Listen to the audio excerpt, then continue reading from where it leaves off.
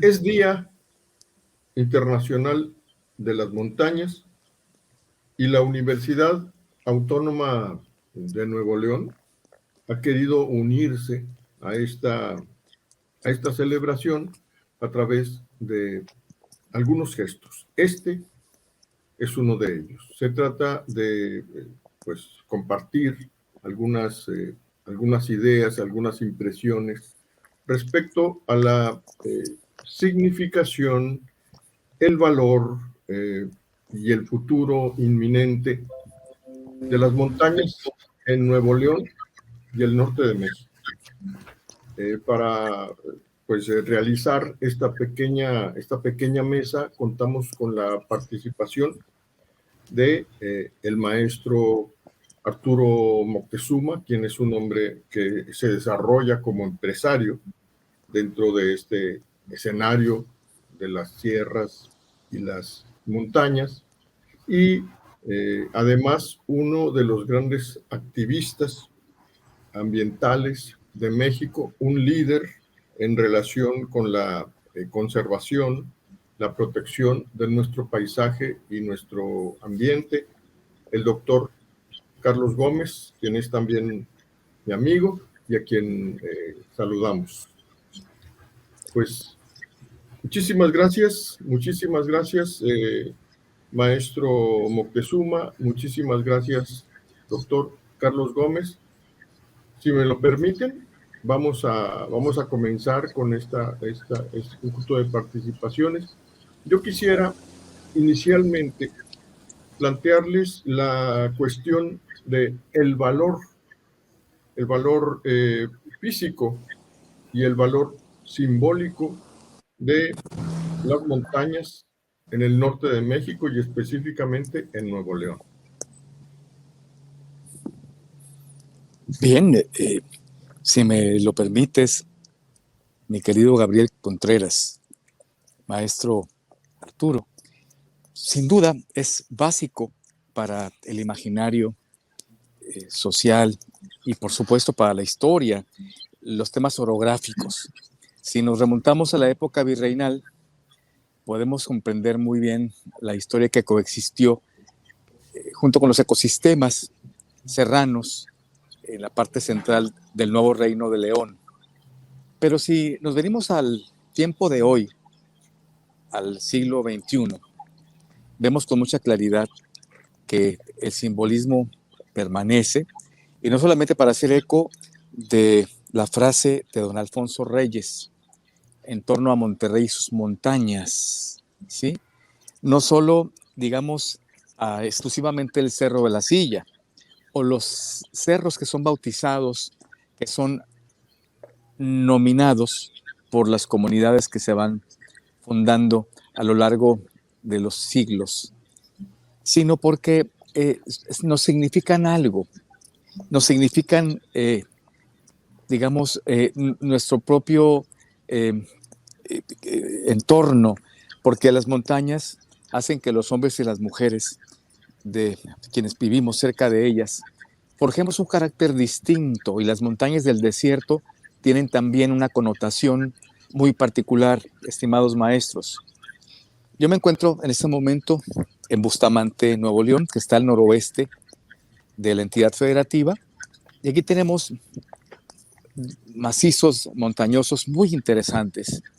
A toda la sierra, desde Salinas Victoria hasta Candela, Coahuila, se le llama la Sierra de Bustamante, pero propiamente en la parte central, la que converge territorialmente con el municipio de Bustamante, hay un cañón impresionante de 10 kilómetros de longitud.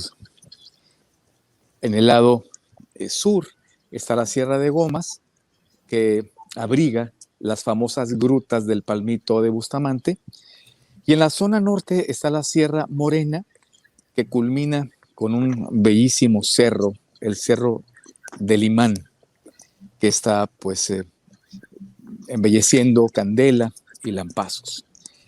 Y bueno, hablando de simbolismos, querido Gabriel, con esto concluyo esta parte de tu pregunta. Estas sierras le significan como símbolo a muchas comunidades, digamos, por lo menos 7 municipios de la región. Le significan un estatus también, porque ver hacia las sierras te anima, te da una alegría especial. Y bueno, voy a mostrarles para la gente que tenga oportunidad de ver, no solamente de escuchar esta importante entrevista, voy a mostrarles la parte de la sierra de la que les hablo. Con esto concluiría este comentario, mi querido Gabriel.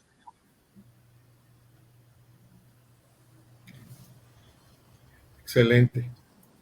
Muchísimas gracias. Maestro Moctezuma, ¿cómo ha sido su acercamiento a este doble valor de nuestras montañas, el valor físico y el valor simbólico? Yo estoy en el ámbito o en el área de influencia de Santiago, la Sierra de Santiago, que junto con la Sierra de Arteaga hacen una cadena y un pasaje montañoso impresionante. Y bueno, pues tiene un gran valor para nosotros, para los que ahí vivimos, para los que de ahí tomamos agua, que somos, yo creo que la mayoría. Y creo que, aunque lo admiramos muchos de aquí, porque nos gusta subir, nos gusta ir para allá, nos gusta ir a disfrutar el ambiente, nos gusta disfrutar la montaña, no lo apreciamos tanto como lo aprecian desde otros espacios donde no tienen la suerte de vivir cerca o entre las montañas. Y esto de repente se vuelve algo como que entristecedor, porque hemos notado lamentablemente un deterioro muy generado por el desamor o por la desatención o por el desinterés de la misma gente que tenemos el privilegio de estar, no solo viviendo ahí, también los visitantes. Entonces, pues sí, la cuestión de las montañas es algo importante, como lo mencionaba el maestro Carlos, pero creo que falta mucho para que logremos permear esa importancia a la mayoría de la gente. Permearla para que la sepan, permearla para que la entiendan, pero sobre todo para que la traten mejor. Muchas gracias. Maestro Carlos Gómez, yo quisiera poner sobre la mesa ahora una cuestión que creo que puede ser importante, que es la evolución histórica de nuestras montañas. Desde la fundación misma de Monterrey, la presencia orográfica ha sido muy importante, este conjunto de siluetas que rodean a nuestra ciudad, pero ha habido, digamos, un conjunto de romances, pero también de tragedias en relación con nuestras montañas. Yo quisiera que nos hablaras un poco acerca de los capítulos históricos que pudieran significar la evolución de nuestras montañas, tanto en términos de sus bondades como en términos de sus incendios. Bien, empezaré, si me permites, Gabriel, por el último tema. De manera natural hay incendios desde hace siglos.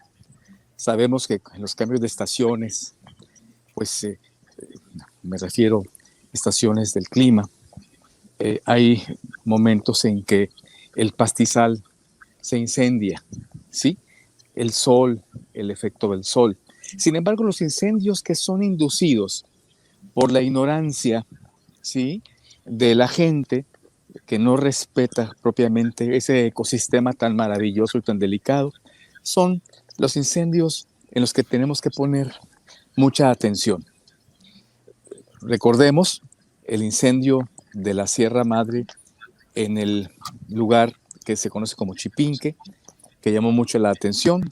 Se dijo que podía haber sido inducido, pero yo conozco de incendios inducidos propiamente aquí en Bustamante, por qué no decirlo, por chiquillos que se van a intentar aventurarse a una sierra que no conocen que hacen fogatas para resguardarse y que entonces provocan que miles de hectáreas se vean afectadas. En relación a las montañas y la historia, sin duda, cuando los primeros fundadores de Monterrey, ya ven ustedes que fueron varias las fundaciones, algunas fallidas, y la definitiva, estuvieron en los ojos de Santa Lucía, lo que les impactó, por supuesto, fue el entorno orográfico. Y ven, allá pensando en el maestro Manuel y en su Santiago, el cacique, el líder Coajuco, se escondía precisamente en esas sierra que serpentea el espacio de lo que hoy es Santiago, precisamente para, eh, después de hacer sus, entre comillas, fechorías, liberarse de sus atacantes. Y las sierras han sido también motivo pues, de protección para guaridas especiales en todos los tiempos, en la época de la Revolución Mexicana, por supuesto. Y ahora, lamentablemente, ese grupo de gente no grata que se dedica a la delincuencia organizada también utiliza algunas montañas para guarecerse. Pero hablando de lo muy bueno, estoy muy contento de haber conocido al alcalde de Villaldama, un joven brillante que está tratando de rescatar unas cuevas que son bellas en su municipio, en Villaldama, que están propiamente en una montaña, en donde hay petrograbados y pinturas rupestres. Estás hablando entonces, querido Gabriel, de una historia de miles de años, ¿sí? Porque aquí hubo vida, y hubo vida muy interesante. Y acá en Bustamante, y también en Villaldama y hasta Higueras, hasta la Sierra de Picachos, existió, antes de la llegada de los europeos, un grupo tribal importante que fue el de los Alazapas. Y entonces, esta expresión viva de cultura que se ha mostrado en las cuevas que acabo de citar, o en Chiquihuitíos, aquí a la salida de Bustamante, pues también denotan que hubo cultura, una cultura viva en estas tierras. Y eso es fantástico. Muchas gracias, doctor. Para avanzar con este punto, yo quisiera preguntarle al maestro Moctezuma su visión acerca de las bondades, es decir, los beneficios que nos generan las montañas, pero también este conjunto de líneas trágicas que son los constantes incendios que atraviesan nuestra historia. Sí, pues en la Sierra de Santiago, con, digamos, 13, 14 años hacia acá, yo estoy ahí desde 1997 y me ha tocado vivir los incendios forestales, algunos huracanes, y nos damos cuenta de manera muy clara que ese tipo de fenómenos son muy difíciles de evitar y mucho más difíciles de controlar. Alguno que pudiera ser más controlable, sin duda, en base a supervisión, sería la cuestión de los incendios.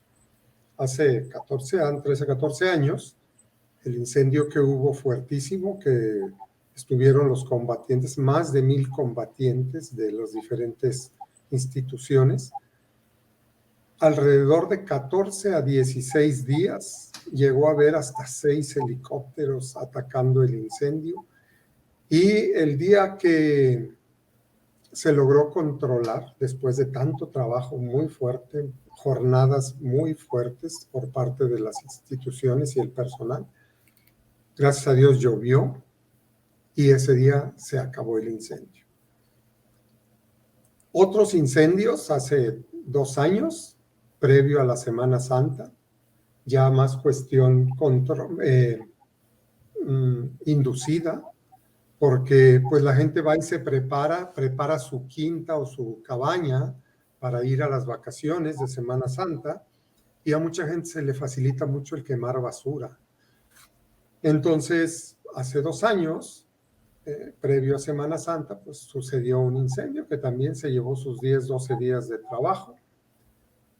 Y este año pasado, en marzo, nuevamente nos sucede. Igual es por un incendio que se da en una quinta desde Arteaga, y que cuando los huéspedes que iban a ir a pasar vacaciones con nosotros nos cuestionaban, decíamos, no se preocupe, sus vacaciones están a salvo, aquí los esperamos porque está muy lejos. Pues a vuelta de semana y media ya les estábamos cancelando reservación porque sí llegó. Entonces el avance de un incendio es tremendo. El ir a dar una vuelta a esos espacios después de un incendio, caray, es entristecedor.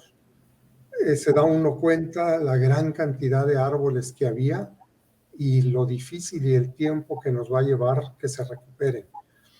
Entonces, esa parte creo que tiene que haber todavía una mayor supervisión, una mayor permeabilidad de información hacia la gente, pero sobre todo estamos en un parque, nosotros en Santiago somos parte del Parque Nacional Cumbres, y lamentablemente por cuestiones de presupuesto no hay un solo guardaparques. Entonces, lamentablemente, pues si no existe quien esté a cargo del control de todo esto, de la supervisión, pues no sucede. ¿Qué es la importancia de Santiago para nosotros? Pues es un pulmón importantísimo, es la cercanía a Monterrey y a otras ciudades pequeñas de alrededor, lo vuelven un espacio natural para recreación. Y los que ahí estamos como prestadores de servicios, de eso vivimos. Y nos gusta que nos visiten. Sin embargo, también nos damos cuenta que la gente que nos visita, en su gran mayoría, no tienen ese cuidado, porque estamos padeciendo mucho, desde hace mucho tiempo, el exceso de basura. La gente no se lleva su basura, la tira en los barrancos. También recientemente, incluso con las redes sociales, nos enteramos, y afortunadamente el personal del municipio, el alcalde, dio instrucciones para localizar a la persona por medio de redes sociales, una chica grafiteando en las montañas y se publica en su Facebook. Entonces, la cuestión del graffiti está impactando demasiado la zona de las montañas. La generación de los incendios que esa misma gente sin conciencia ambiental genera. Y actualmente los racers, los vehículos de paseo que se han puesto de moda, han venido a generar una gran cantidad de ruido, una gran cantidad de desorden, pero sobre todo son vehículos todoterreno que la gente sin conciencia se mete a todas las áreas y hay una gran devastación de árboles. Creemos que sí es importante que nos visiten porque los pueblos turísticos vivimos de la gente que nos visite, pero creemos que tanto los prestadores de servicios como los visitantes necesitamos generar mayor conciencia y tristemente necesitamos quien nos esté vigilando y diciendo qué es lo que está bien y qué es lo que no está bien, y que lo que no está bien también se multe para que se nos vayan quitando esas malas costumbres. Muchas gracias. Maestro Carlos Gómez, me gustaría que abordara una cuestión que es fundamental para nuestro futuro, que es el asunto de la protección y conservación de nuestras montañas, tanto en el plano institucional como en el plano de la realidad política. Porque una cosa es lo que está escrito, lo que está establecido sobre papel, y otra cosa lo que vivimos diariamente. ¿Cómo pensar la protección y la conservación de nuestras montañas hoy? Bien, esto es una situación grave a nivel planetario porque implica ecosistemas. Y a nivel planetario, a través de Naciones Unidas Medio Ambiente, este año, el 2021, es el inicio de la década de la restauración de los ecosistemas. No basta con enunciar el que haya, digamos, toda una plataforma para llamar la atención de la ciudadanía planetaria en torno a sus ecosistemas. Importa, por un lado, un proceso amplio de participación ciudadana, en donde todos los grupos de interés converjan. Me refiero mujeres, jóvenes, en su caso campesinos o ejidatarios, académicos, gobiernos locales y gobiernos estatales.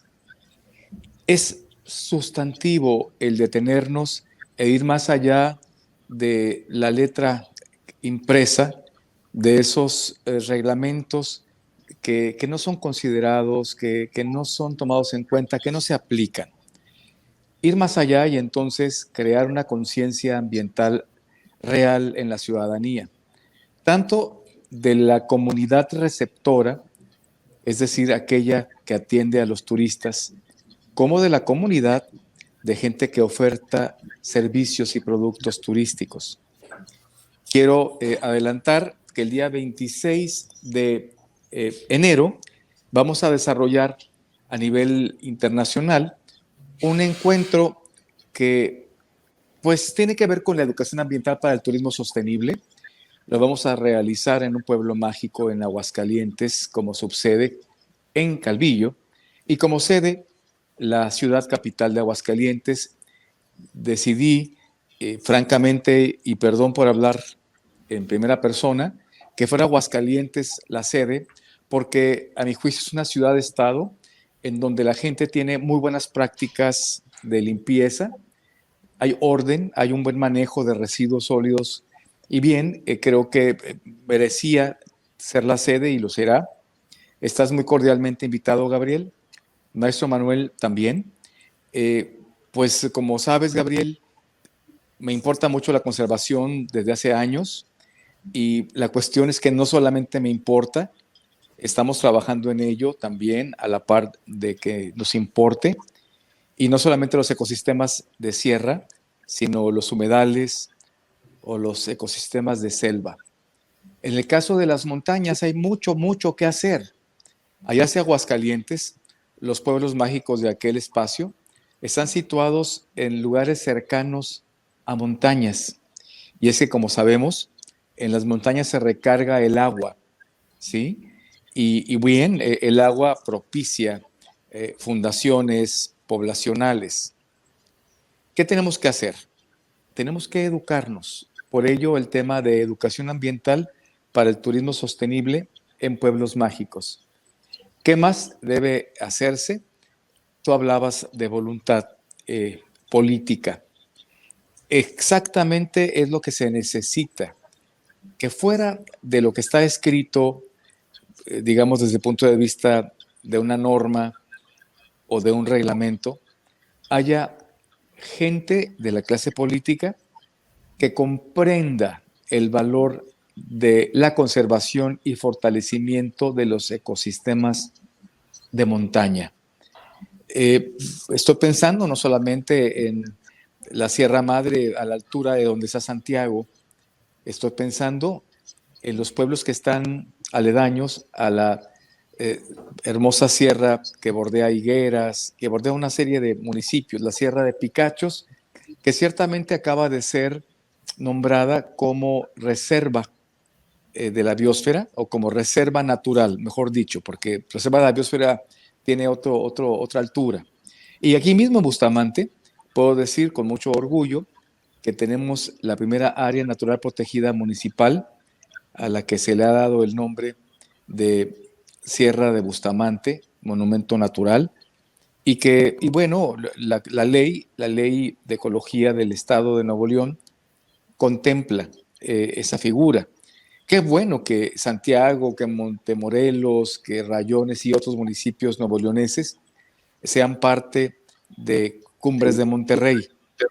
Pero hay que apostarle también a aquellos municipios que no están integrados dentro de esta área natural protegida y entonces crear justamente áreas naturales protegidas municipales. Todo está, entonces, por un lado, en una legislación y reglamentación aplicada o que se aplique, que esté en acción, y por supuesto, en individuos más conscientes de de lo que tiene que ver con el planeta en educación ambiental, en conciencia ambiental? Gracias, doctor. Avanzamos. El punto, conservación y protección, tal y como le ha tocado vivirlo ahí en Santiago, maestro Moctezuma. Acá en Santiago desde muchísimo tiempo, yo tengo, como le digo, desde el 97, ahí en esa zona, tanto prestadores de servicios, pobladores y autoridades diferentes que han ido transitando en diferentes administraciones, ha habido siempre una sinergia de cuidar la sierra. Y mucho de lo que en conjunto se ha hecho y que tratamos con el ejemplo, jalar mayormente la atención de la gente, son campañas de limpieza. Muchas veces lo hemos hecho. Llegamos a encontrar en los barrancos llantas, sanitarios desocupados, salas completas, colchones, muchísima basura, muchísimos botes de cerveza. Es una zona increíblemente invadida por los desechos de la cerveza. Entonces, esta idea de ir recolectando esa basura, sobre todo en fechas de visita de la gente, lo hacíamos con la idea de pues, que ellos también tomaran conciencia y que evitaran tirar basura. A vuelta de 21 años, 22, nos damos cuenta que no. O sea, la gente sigue tirando basura. Si usted se para en el coche y se asoma en cualquiera de los barrancos que hay, es impresionante la cantidad de basura. En alguna ocasión, los guías de Ecoaventura, descolgándose en sus cuerdas y con sus arneses, también colaboraban juntando esa basura. Pero no pasa mucho tiempo en el cual la situación sea igual. En algún momento yo soy fotógrafo y en mi vehículo traigo cámaras puestas, la parte frontal y trasera, y tengo videos por ahí que voy manejando y de repente el vehículo que va adelante saca la mano y tira el bote o tira la bolsa de papas. Y es un vehículo que, si lo apreciamos después, va el papá, la mamá y 1 o 2 niños. Esos niños están destinados a hacer exactamente lo mismo que ven que su papá hace, sacar la mano y tirar. Entonces, creo que sí, definitivamente se requiere muchísima mayor insistencia en cuanto a la cuestión educativa, pero sí creo que también es importante la cuestión de supervisión por parte de la autoridad. Nosotros, como mencionaba ahorita el doctor, estamos en un Parque Nacional Cumbres, pero lamentablemente no se ve la presencia de la institución, porque sabemos que en muchas de las instituciones la carencia de presupuesto es importante. Entonces, pues sí hay reglas escritas, sí hay elementos en los que tendríamos que basarnos, pero no hay personal que lo esté haciendo aplicar.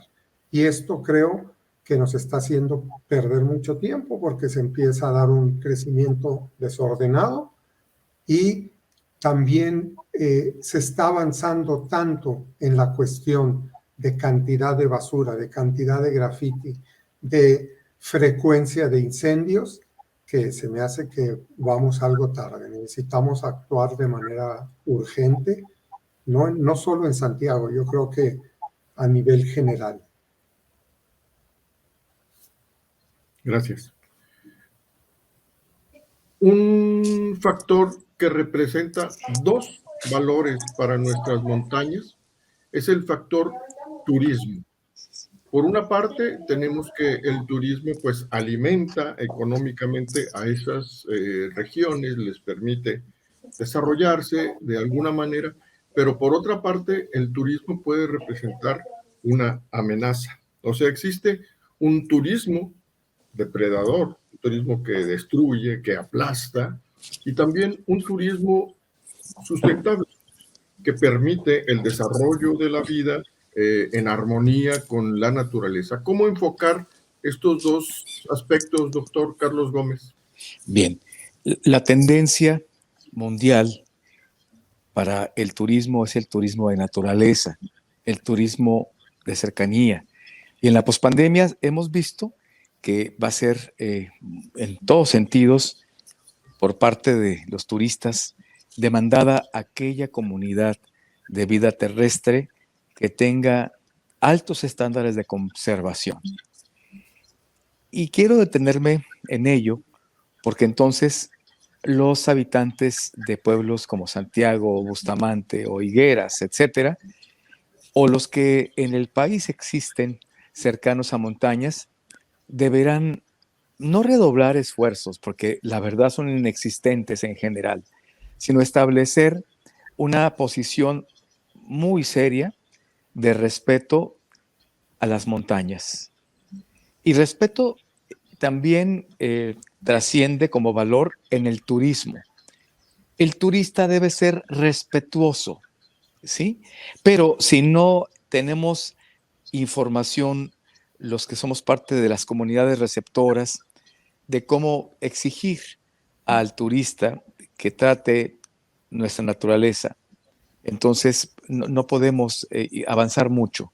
Ya lo decía el maestro Arturo, él hablaba de los racers, por supuesto, que son una verdadera plaga que circunda los ríos, los arroyuelos y los lugares más prístinos, ya no solamente de las zonas montañosas de Nuevo León, están en todas partes y son una plaga porque además contaminan, son en base a gasolina, trabajan esos motores con ese tipo de combustible no renovable que tenemos que evitar lo más posible.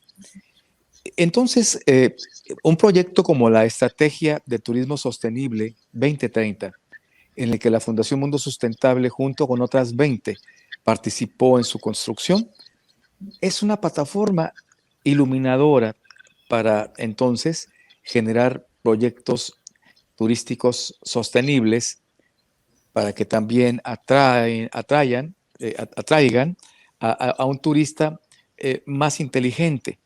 Por cierto, el turismo sustentable o el turismo de naturaleza, es decir, el de bajo impacto ambiental, genera bastante más utilidad a la comunidad receptora porque son personas que se quedan a pernoctar entre 4 y 7 días en los sitios a los que acuden, pero además dejan tan digno el lugar como lo encontraron. Vuelvo entonces a enfatizar en el tema de la educación ambiental, en el tema de la conciencia ambiental, para que tengamos un turismo más ordenado, más educado, tenemos que evitar las malas prácticas. Gracias. Maestro Arturo Moctezuma, ¿cómo vive usted la experiencia de estas dos caras del turismo? Turismo que destruye, turismo que sustenta. La vivimos todos los días, todos los fines de semana. En un inicio, por allá por el año 2000, que fue cuando yo empecé a dar servicio de hospedaje en la Sierra de Santiago, éramos, yo creo que 6 o 7 lugares de cabañas de renta. Hoy por hoy, estamos hablando cerca de 50 lugares de diferentes capacidades, de diferentes tamaños. Y me refiero a esto en que algunos tienen 8, 10, 5, 4, 2 cabañas. En un inicio, por allá por el 2000, nos visitaba muchísima juventud y a lo largo de la carretera se encontraban vehículos parados de chavos jóvenes consumiendo alcohol. Esto se quedaban hasta tardísimo, generaban mucha complicación con las familias que querían ir y todo. En conjunto con la autoridad municipal se fue evitando. ¿Por medio de qué? Por medio de revisar, los que llegaban en moto y no traían casco los regresaban. Total que los jóvenes empezaron a dejar de ir y de un tiempo para acá es una zona muy de familias. Los que estamos en el hospedaje también insistimos más en rentar a familias, de ser un destino de descanso, de esparcimiento, y poco a poco lo hemos ido logrando. La cuestión que ahora sí recientemente creo que de unos 3 o 4 años para acá, es esta, la de los racers, que sí han venido a revolucionar. La gente de ahí mismo, de la zona, compraron racers, motos, cuatrimotos, y ahora es un turismo donde la gente principalmente te pregunta y ven y rentan motos, rentan racers, y aunque van de descanso, quieren salir a pasear. Y no hay un control específico. Son vehículos que en su mayoría andan sin placas, que son vehículos muy potentes, se los facilitan a los menores como si fueran juguetes, y es un vehículo más peligroso que cualquier vehículo convencional. Y esto sí ha sido un factor importante en la destrucción de la carretera, pero sobre todo generando nuevos espacios entre el bosque, donde pues va uno posteriormente y revisa si lo que eran pinos y todos los árboles y toda la naturaleza que estaba ahí creciendo, pues está siendo devastada. Esa parte le hemos estado pidiendo a la autoridad municipal y ya están tomando cartas en el asunto, porque sí requiere mucho mayor control. Ha habido accidentes ya donde van a tal velocidad que no logran frenar y se desbarrancan. Al menos 4 en fechas recientes de este año. Y con saldo trágico, obviamente. Estamos hablando de barrancos de 20, 25, 50 metros. Entonces, sí hay una problemática que es importante atacar.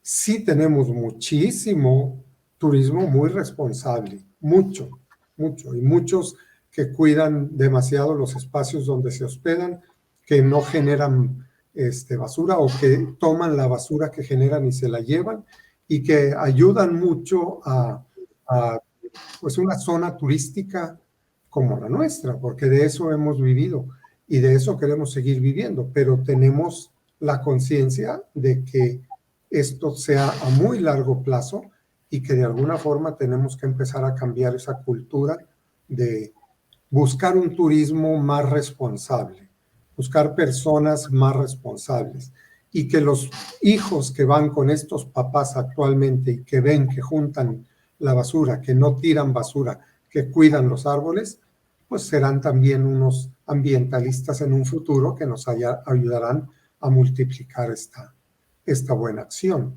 tan urgente y tan necesaria. Muy bien. Se trata de una celebración del Día Internacional de las Montañas, y por eso precisamente no podemos excluir una cuestión que pareciera ser como una mala noticia o un factor de mal gusto, pero el hecho es que así como existen sectores protegidos a los que se busca la conservación en el ámbito de las montañas, también existen sectores de nuestras montañas que son constantemente agredidos, explotados, son sometidos por la violencia política, en el sentido de que se convierten en materia prima del ámbito inmobiliario, del ámbito de la construcción. ¿Cómo pensar la cuestión de las pedreras? ¿Cómo pensar la cuestión de esta forma de contaminación ambiental en relación con nuestras montañas, doctor Carlos Gómez? Muy delicada la pregunta. Vuelvo a la normatividad. Los dueños de pedreras dicen que ellos iniciaron sus labores, y lo digo o lo comparto porque no estoy hablando nada más de Nuevo León, que iniciaron sus labores cuando no había comunidad aledaña. Ahí tenemos un problema grave por parte de las autoridades municipales que autorizan, digamos, que haya comunidades cercanas a estos espacios empresariales. Y más allá, lo más terrible es que la explotación de una forma grosera de las montañas las desdibuja. Si vemos pinturas del siglo XVIII, del siglo XIX, de la sierra, por ejemplo, de las Mitras, veremos una sierra bellísima. Hoy vemos cómo se han cercenado sus pliegues. Vemos cómo han destrozado esa belleza precisamente estos emprendimientos. Para mí es indefendible, aunque pueda hacer que haya personas que digan es que el cemento se requiere y es que de dónde se va a obtener la materia prima para tal cemento. La última situación que vivió Nuevo León fue precisamente en la Sierra de Picachos y que fue lo que empujó que fuera declarada zona natural o área natural protegida estatal, porque en el área de Cerralbo había por ahí y en Higueras una serie de empresas, básicamente una en este caso, que estaba pues lastimando la montaña. Esto es difícil porque tiene que ver con una ética y aquí hay preguntas. ¿Qué es más importante? ¿El costo social o el beneficio privado? ¿Dónde podemos encontrar un punto de equilibrio? ¿Será correcto de que los nuevoleoneses, digamos, vayan a sacar o a obtener su materia prima para cemento en San Luis Potosí o en Zacatecas o fuera de Nuevo León? ¿O lo congruente y lo ético es que haya una sola medida para proteger las montañas, una medida de no explotación? Pero lamentablemente el cemento sigue usándose y es un cuento de nunca acabar. Gracias.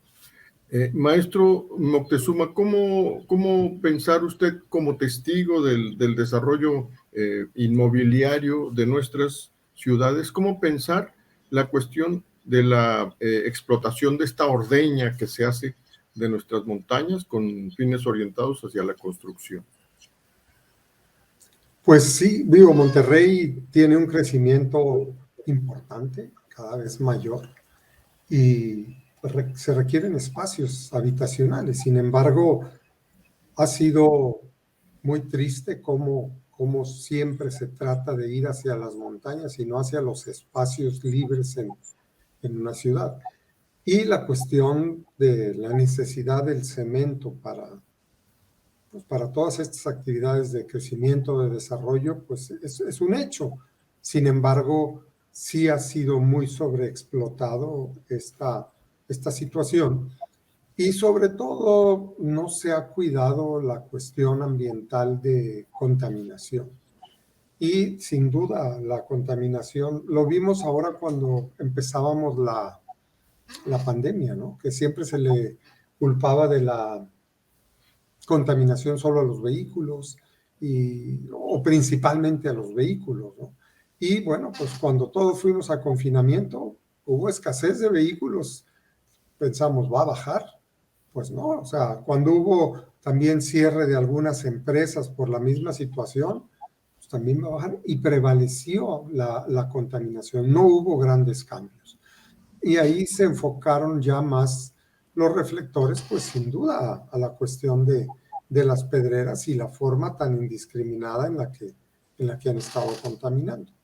Ojalá que la administración actual tome cartas en el asunto, así lo ha expresado, pero sí, son las partes que considero yo también que son urgentes, que urge, ya no tenemos tiempo para planear, ya son tiempos de actuar para solucionar cada una de las problemáticas, porque no solo es lo que están devastando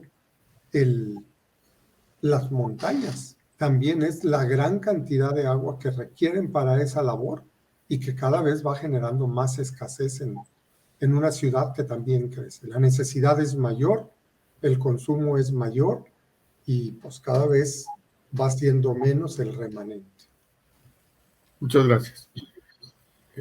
Por último, yo quisiera preguntarle al doctor Carlos Gómez cómo observa el panorama de los movimientos y agrupaciones ciudadanos para la defensa del ambiente en el Estado y a nivel nacional? ¿Cómo es el mapa de estas Bien, agrupaciones? sin duda es un movimiento creciente y muy diverso, porque así como hay agrupaciones de gente muy joven, hay agrupaciones de intelectuales, de adultos mayores. Creo que cada vez estamos más en el matiz del cuidado de la tierra, sin que esto tenga que ser necesariamente un matiz de sueños, un matiz, digamos, imposible de construir. Porque justamente cuando un ser humano se da cuenta de que su entorno está depreciándose, es cuando adquiere ese sentido de responsabilidad. Y veo con mucho agrado que hay miles de asociaciones civiles en el país que tienen este propósito. En Nuevo León también tenemos muy buenos ejemplos de asociaciones civiles. Pues la Fundación Mundo Sustentable hace lo que puede. Hemos trabajado con ecosistemas desde el 96. Se recuperaron 20,000 hectáreas de sierra en Maderas del Carmen. Estimado Gabriel, lo que no es fácil, cómo reconvertir o cómo resignificar una sierra que fue maderera o que se explotó su madera en un espacio en el que ya se placea el puma, el guajolote mexicano, el oso negro. Hay mucho más por hacer. 20,000 hectáreas es nada. Sin embargo, veo con mucho agrado que dentro de las comunidades indígenas con las que colaboramos, también hay un esfuerzo especial porque para ellos, por supuesto, la madre tierra tiene una significación mayor. Ellos siguen viendo en las montañas la figura maternal de la tierra y pues de esto hay eh, muchos testimonios, tradiciones orales. Cuando hablamos al principio de esta entrevista de los imaginarios, precisamente son los indígenas los que más tienen imaginarios en torno a las montañas y por eso las cuidan, por eso las defienden. Eh, Digo, hemos visto tantas cosas últimamente, estas grandes empresas mineras que intentaron horadar, destrozar un cerro místico, un cerro sagrado de una comunidad en el centro del país y que no lo lograron, es precisamente por eso, porque hay un sentido de pertenencia. Desde ahí es cuando uno puede entender esa lucha, ese esfuerzo que podemos hacer desde las asociaciones civiles, porque esto no es responsabilidad exclusiva de los gobiernos locales, ni de los estatales, ni del federal. Es cuestión de cada cual.